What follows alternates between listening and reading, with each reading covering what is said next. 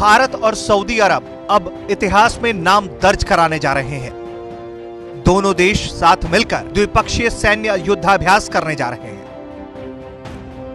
ऐसा पहली बार होगा जब सऊदी अरब अपनी सेना को युद्ध की बारीकियां सिखाने के लिए पाकिस्तान के भरोसे नहीं रहेगा।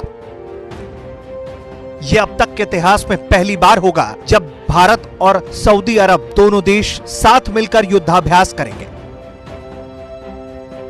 आज से पहले तक सऊदी अरब युद्ध की बारीकियों के लिए अमेरिका और पाकिस्तान पर निर्भर था, लेकिन नरेंद्र मोदी की विदेश नीति और हाल ही में भारतीय सेना प्रमुख के सऊदी अरब की यात्रा के बाद से उनकी विदेश नीति में बड़ा बदलाव दिख रहा है।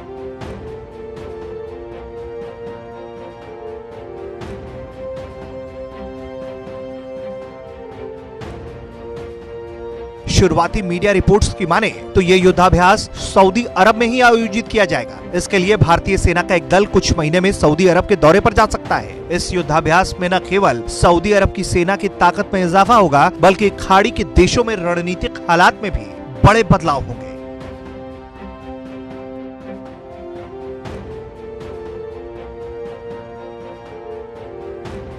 बीते महीनों में भारतीय सेना प्रमुख एमएम नरवणे संयुक्त अरब अमीरात और सऊदी अरब के ऐतिहासिक दौरे पर गए थे। भारत के किसी भी सेना प्रमुख का सऊदी अरब और यूएई का पहला यह दौरा था।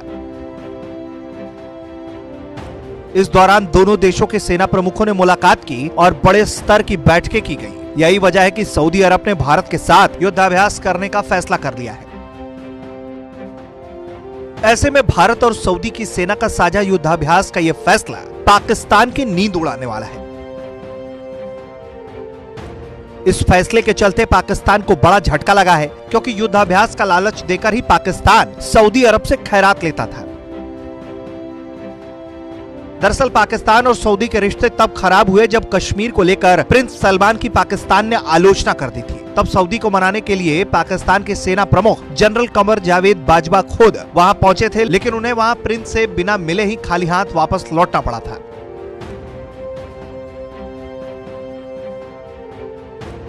पाकिस्तान सऊदी अरब की सेना को हथियार भी मुहैया कराता था और इस्लाम के पवित्र स्थल मक्का और मदीना की सुरक्षा में भी सऊदी अरब पाकिस्तान की मदद लेता था। लेकिन अब समीकरण बदलने के संदेश साफ साफ दिखाई देते हैं। अब भारत के साथ सऊदी अरब के संबंधों के चलते पाकिस्तान की मुश्किलें बढ़नी तय है, जिससे पाकिस्तान पाई पाई के लिए मोहताज हो जाएगा। ब्यूरो रिपोर्ट, भारत तक।